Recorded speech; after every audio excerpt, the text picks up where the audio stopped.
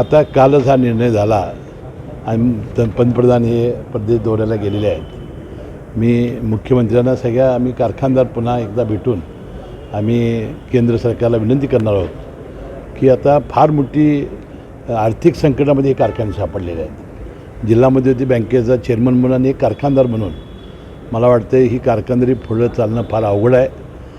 जर साखरला दर वाढली नाहीत, MSP जर वाढवली नाही, जर आपण इथेनॉल घेतलं नाही, इथेनॉलचे दर वाढवले नाहीत, तर पुढच्या वर्षी अनेक कारखाने हे चालू होतील का नाही माझ्या मनामध्ये शंका आहे। त्याशिवाय FRP वाढते आहे, पगार वाढतो आहे, मेंटेनन्स खर्च वाढतो आहे, वाहतूक तोडणीचे दर वाढत आहेत आणि त्यामुळे गंभीर प्रश्न यानंतर निर्माण होणार आहेत। आपल्याला दिल्लीला जाऊनच पंतप्रधान नरेंद्र मोदी साहेब असतील, अमित शाह साहेब यांना सांगावं लागेल आणि यातून निश्चितपणे मार्ग काढावा लागेल, नाही तर कारखानदारी ही अतिशय धोक्याच्या उंबरठ्यावर उभी आहे।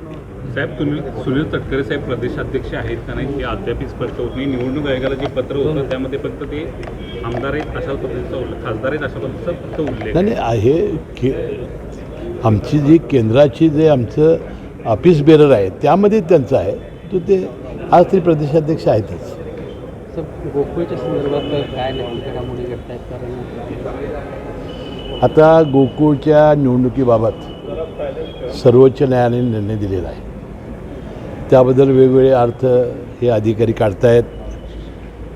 आता आपल्याला माहिती आहे की लग्न सराई संपलेली आहे। 15 तारखेपासून अधिकचा महिना झाल्यामुळं आता लग्न एक महिनाभर काय होणार नाही। लग्नात आपण जात होतो त्यावेळी काय करतो, 3 मंगलाष्टका, 5 मंगलाष्टका, 7 मंगलाष्टका।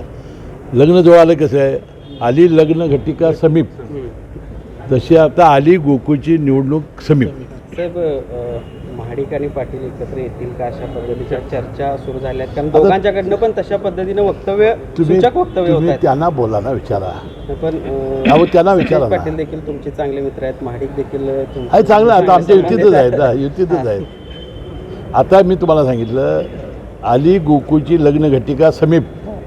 आता सगळेजण कसं काय नाही, आली म्हटलं की हातात अक्षता घेऊन थांबत होतो, शेवटच्या अक्षता टाकायची ना त्या ना, तसं युतीला निवडून आणण्यासाठी आता मतदार आसुसलेले आहेत आणि मतं घेऊन आता ते महाडिक पाटील एकत्र आले तर तुम्ही स्वागत कराल काय? नाही, तुम्हाला एक सांगतो, त्यांनी काय करावं आणि तो त्यांचा प्रश्न आहे, परंतु युती म्हणून आम्ही लढणार आहोत आणि युतीची सत्ता या ठिकाणी येणार आहे। शिवाजी पाटील शांत झाले का? मला काय माहिती नाही, मला त्यांचं काही माहिती नाही, परंतु ते 5-7-8 दिवस ते शांत आहेत। मला वाटते जरी शांत असले तरी ते विधानसभेचे आमदार आहेत, आमचे सहकारी आहेत।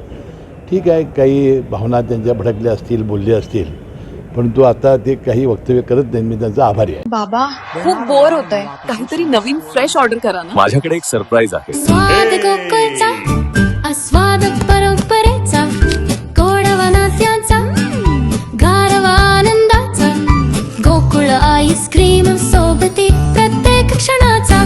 गोकुळ आईस्क्रीम